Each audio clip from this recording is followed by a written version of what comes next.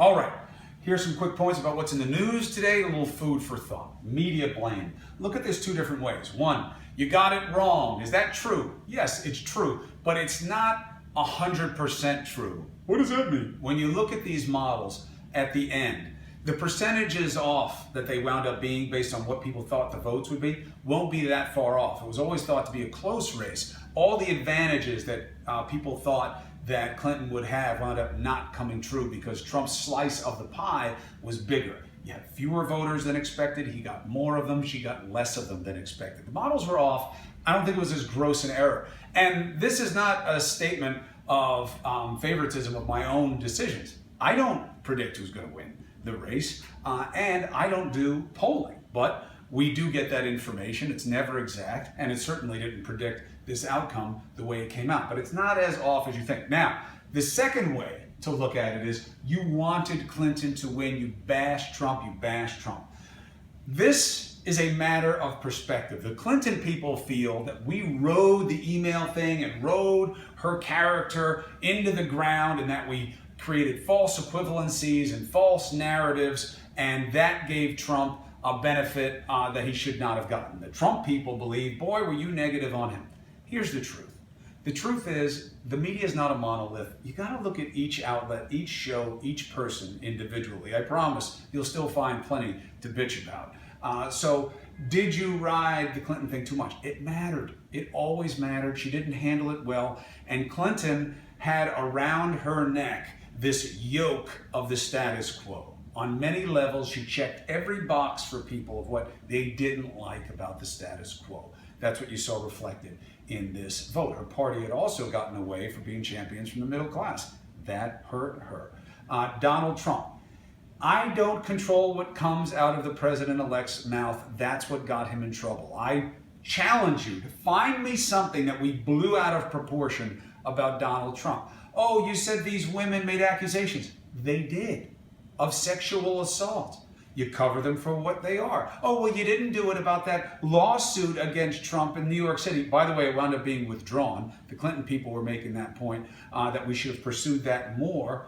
A lawsuit about rape is a very high bar that you need to vet, especially when someone's originally a Jane Doe. The affidavit that they have in support of their case is an unsigned affidavit. This makes it hard to vet. It makes you challenge the premise for it. So think about these things. Try to think outside your own head a little bit before you form an opinion. Try to look around a little bit. Question yourself a little. Just try it. Okay, supermoon.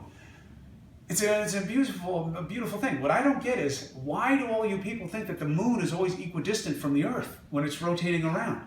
It gets closer. People, there are all these people online right now and coming up to me in the street and be like, what's going on with the moon? You know, like it's some kind of weird thing that's happening. Just Google it and you'll understand. So much of what drives people crazy you can cure with just a little bit of knowledge. All right, Rudy is Secretary of State. Very good chance. I think the question right now is, why doesn't he want to be Attorney General? Here's a suggestion.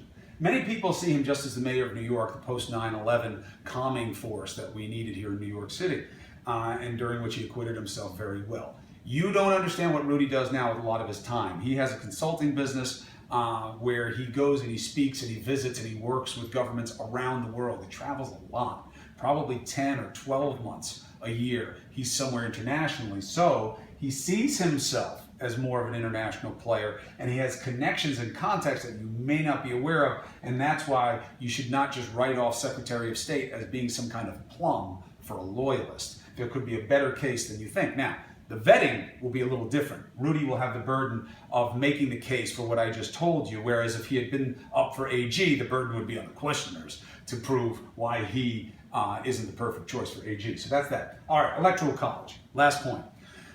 You think that you vote and you pick the president for the United States with your vote. You do not. This is not a direct democracy. It is an indirect democracy. What does that mean? You vote for the electors that your state legislature picks. Those electors, the number of votes commensurate with your population, right? That's the Electoral College. They pick the president. Google it. You'll see where this comes from. A lot of ugly roots. During the slave time, blacks weren't counted as part of the population. The slave-owning states wanted to boost their representation in government as a result against the Northeast. They also wanted to be able to correct mass appeal. So if somebody came up, some rogue outsider, and won over public sentiment, the electors could correct that. Now, that suggestion leads people to think, wow, maybe December 19th could be a shocker. Maybe the electors will go against the popular vote and pick Hillary Clinton instead. I don't think that's going to happen, okay? Can it happen? All right, that's a different question. Look at your state laws. Every state picks. In general, it could happen. We've never seen it on any level of scale. And if it were to happen, it would really put a burden on those electors to do that. There would really be a burden of conscience for them. Do I think it happens? No. Could it happen? You have to check with your state, but in general, it could, but does not. So, how are we doing with these? What else do you want to learn, or do you hate it all? Starting right here with this. Discuss.